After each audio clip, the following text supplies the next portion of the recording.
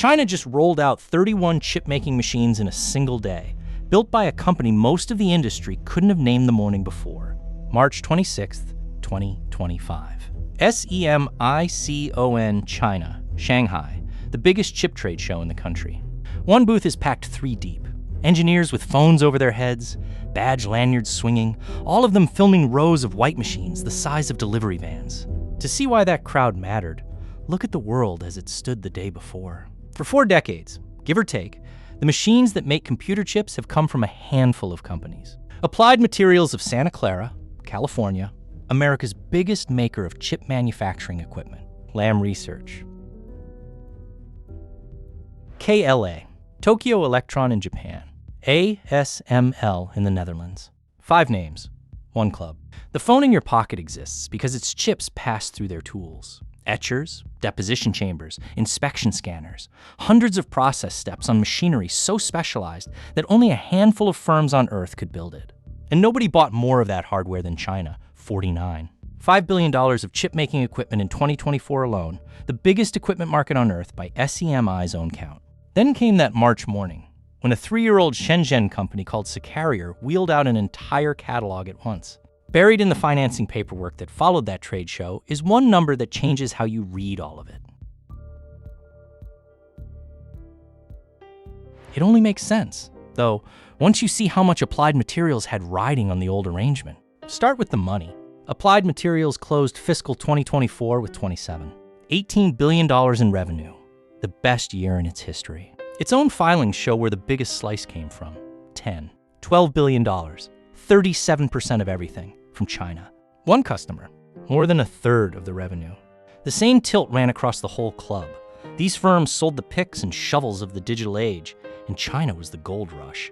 SEMI expects China to stay the world's biggest buyer of this equipment through 2027, so the gold rush wasn't ending. The question was, who'd be selling the shovels? But that dependence had a fault line through it. Washington spent 3 straight years tightening export rules, and on December 2nd, 2024, the Commerce Department dropped its 3rd and biggest package. New controls, plus about 140 companies added to the entity list in one shot, the overwhelming majority of them Chinese. The stated goal was slowing China's advance toward cutting-edge chips. The practical effect? The club's best customer was being told, category by category, what it was no longer allowed to buy. That handed China 49. 5 billion reasons a year to build its own machines.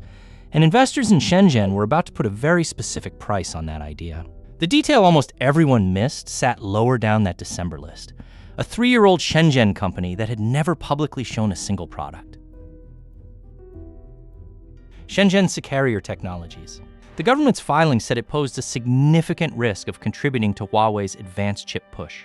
Washington, in other words, banned SiCarrier's machines before almost anyone outside China had ever seen one. 3 months later, everyone saw them at once.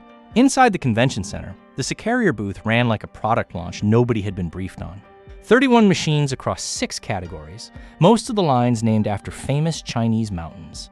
Imei for epitaxial growth, the step that lays down a flawless crystal layer for a chip to be built on.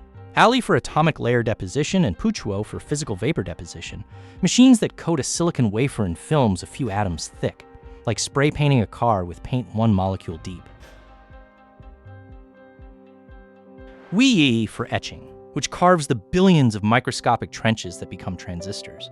Changbai for chemical vapor deposition, plus measurement and testing platforms to inspect the work. Sacred mountains, most of them. Somebody in Shenzhen was enjoying this. Set the poetry aside and count what was on that floor. Most of the tool chain a chip factory needs, minus the lithography scanners, landing in one show from one company in one day. Tom's Hardware called it a full-spectrum challenge to American and European equipment makers. The South China Morning Post said the booth flat out stole the show. So who paid for all of this? SiCarrier was founded around 2021 in Shenzhen, backed by the city government, and closely linked, per Reuters, to Huawei, the company at the center of America's whole chip blockade. Industry insiders have speculated its gear helped Huawei land the 7nm chip inside the Mate 60 phone that stunned Washington in 2023. Never confirmed, and SiCarrier isn't saying. What is on the record? A company staffer at the show told the Post that one etching tool, not even on the printed product list, could support 5-nanometer production. A claim, not a verified spec. But a claim aimed at the top of the market. By May, Reuters was reporting that the 3-year-old was out raising too. $8 billion. Sources talking, the company saying nothing. Money was already voting. What that money thought SiCarrier was actually worth wouldn't surface for another 4 months. August 14th, 2025. Applied Materials reports its quarter, and the quarter itself is fine. 7. $3 billion in revenue, ahead of Wall Street's estimates. Then comes the forecast for the next one. 6. $7 billion against the 7. 34 billion analysts wanted, a gap of more than $600 million, and management traced the trouble mainly to one place. CNBC's headline the next morning wrote itself, Applied Materials sinks 14% on weak guidance due to China demand. 14% in a day. Off a company that had just printed the best year in its history on the back of $10 billion in Chinese sales. Why does a company beat its numbers and still take a hit like that the next day? Because markets price the future, and the future of the China line now carried a question mark. Executives pointed to trade rules, uneven demand, and bloated inventories. What nobody needed to spell out, because the trade press had been spelling it out since spring, was that China's own toolmakers were moving into the space. TrendForce, the Taiwanese research house, had already described SiCarrier as the Chinese chip tool firm set to challenge Applied Materials and ASML. Their framing, their words, back in March. None of this proves SiCarrier alone knocked 14% off the stock. Export rules did plenty of the damage on their own. The pattern underneath is colder than either explanation on its own. Squeeze from Washington, build out from Shenzhen. Every road now ran downhill for the incumbent's China business. By November, Applied Materials was telling investors to expect Chinese fab spending to drop again in 2026 as curbs tightened. The 37% country had become a shrinking line item with a competitor attached. And the sharpest description of the whole situation came from inside the company's own earnings call, from the one man who runs the place. In the same season, the pink slips went out. October 23rd, 2025. Applied Materials announces it will cut about 4% of its global workforce, roughly 1,400 jobs, and take a severance charge of up to $180 million. The company says Washington's late September crackdown on affiliate workarounds will drain about $600 million from fiscal 2026 revenue. Follow the sequence. Record year, guidance shock, layoffs. 12 months, end to end. And the other side of the ledger? Filling up. In September, at a chip equipment expo in China, SiCarrier's numbers surfaced in the industry press. An order book passed 10 billion yuan, around $1. $4 billion, with customers including SMIC and Huahong, the two biggest chip foundries in China. TrendForce reported expected revenue of about 4.5 billion yuan this year. In October, Reuters reported a SiCarrier unit had launched its own chip design software, and Chinese outlets described subsidiaries showing test equipment aimed at 3-nanometer work.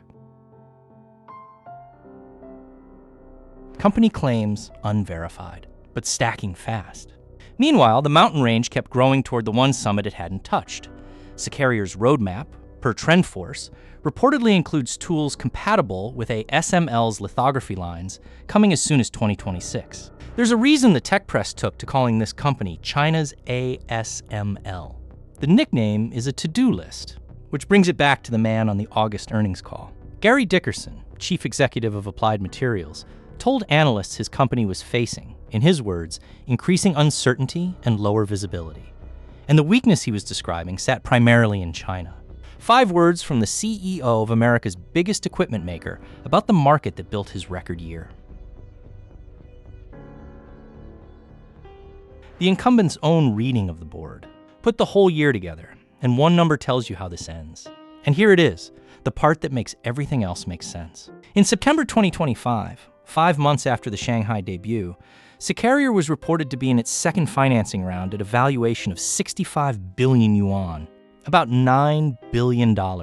For a company 4 years old, blacklisted by Washington before it had publicly shown a single machine, whose only reported customers are Chinese foundries.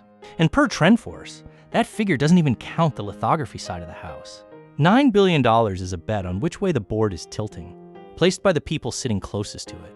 Go back to the PAC booth on March 26th. Phones in the air, machines named after mountains. The old order, the record 27 billion, the 37%, the club of five, rested on one assumption. China could buy these machines, but couldn't build them. December 2024 was Washington betting the blockade on that assumption. March 2025 was Shenzhen calling it. Everything since, the 14% day, the 1,400 jobs, the 10 billion yuan order book, is the market finding out what that assumption was actually worth. Applied Materials should worry. Its own earnings call says it already does.